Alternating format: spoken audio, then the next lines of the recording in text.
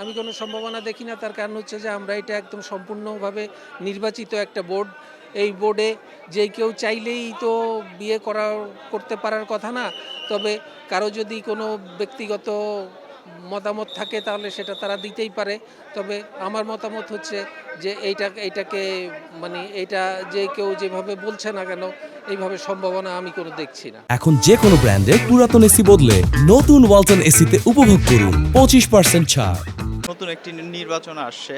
তো এই নির্বাচনটা কিন্তু আমাদের ক্রীড়াঙ্গনেও একটা পড়বে, প্রভাব হতে পারে। মানে আপনি আসলে নতুন প্রত্যাশা নিয়ে কেমন ক্রীড়াঙ্গন একটা আশা করছেন ভাইয়া? অবশ্যই একটা খুব ভালো ক্রীড়াঙ্গন আশা করছি। আমি আশা করছি যে যারাই নির্বাচিত হয়ে আসুক না কেন তারা যাতে ক্রীড়াবান্ধব হয় এবং ক্রীড়াবান্ধব হলে বিশেষ করে আমি যেহেতু ক্রিকেটের মানুষ, আমি আশা করব যে তারা ক্রিকেটের উন্নতির লক্ষ্যে যাতে কাজ করে, এটাই হচ্ছে আমার প্রত্যাশা। আর সবচেয়ে বড় বিষয় হচ্ছে যে এত এত সুন্দর ভোট এই পর্যন্ত, আজকে সকালবেলা আমি ভোট দিতে এসেছি, এই সব মিলে আমার ৫ মিনিট সময় লেগেছে আমার ভোট দিতে। মানে আমি খুব আনন্দের সাথে ভোট দিয়েছি। মানে এত সুন্দর ভোট আমি বিগত অনেক বছর চোখে দেখিনি।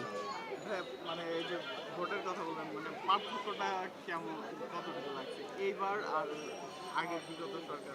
বিগত সরকারের সময় পার্থক্য যেমন, কতবার তো ভোট দেইনি, তার আগের বার ভোট দিতে এসে জানলাম যে আমার ভোটটা কেউ একজন দিয়ে দিয়েছে।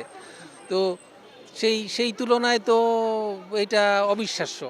আমার নিজের ভোট আমি দিয়েছি। এই ভোটটা মানে গতবার বা তার আগের বার তো এই আঙ্গুলের মধ্যে এই ছাপটাও লাগাতে পারিনি।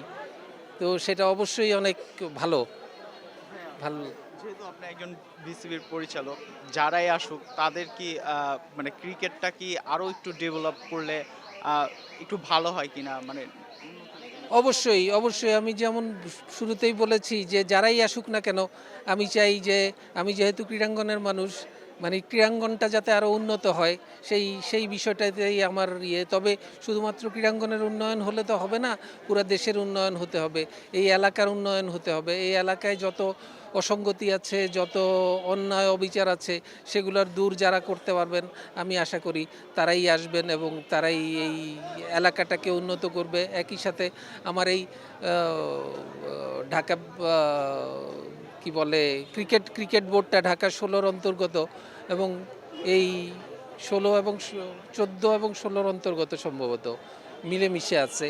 তো যারাই আসুক না কেন তারা আশা করতেছি যে এই বিষয়টাতে মনোযোগ দিবেন।